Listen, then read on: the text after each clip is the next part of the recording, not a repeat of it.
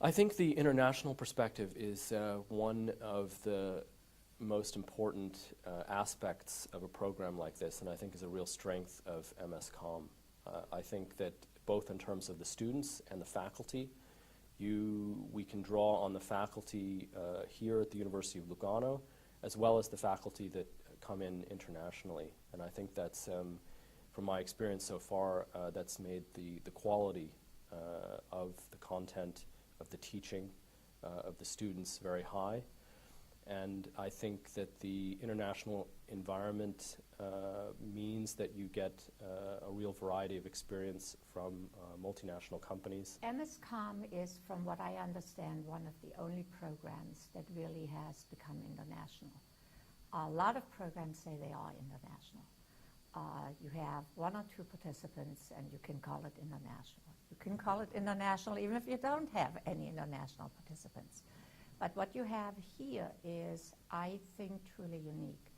You have increasingly diverse groups of participants with a variety of educational backgrounds, different national backgrounds, and it adds a flavor that in most of these programs you do not have.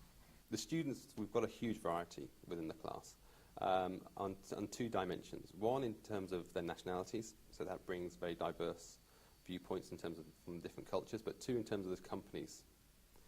There's a lot of people who have come from industry, from the service sector, from even government, and all of those have a very different perspective. And so when you put it all together, you get a really good debate, discussion, and very diverse points of view, which are really helpful. And I think hopefully in my career, as I move towards a more international job, I can apply my learning here to that job. I get elements of it in my job in London because we have various cultures in our workplace, but not as much as here. So being here with so many different cultures in the class is like on-site training for something I hope to experience more of in my job.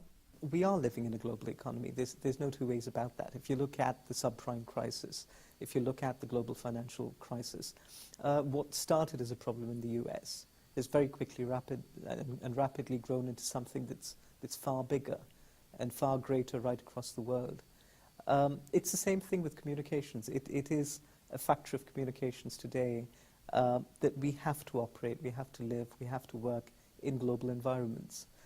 From that perspective, I think it's very important to have a program that is international in flavor, international in sentiment, so that people who work here, who study here, they're here today, they could be in Los Angeles tomorrow, they could be in Singapore the third day.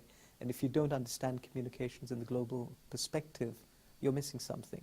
I think there are parts of Europe and probably also parts of the US where I think people are maturing, or the profession is maturing quite a bit, but it is way behind marketing, for example, which has many more years. And so I still think it's maybe the smaller countries where there has been more transparency. I don't think it's accidental that Holland, Scandinavia and Switzerland are some of the countries where this education has been most sustainable.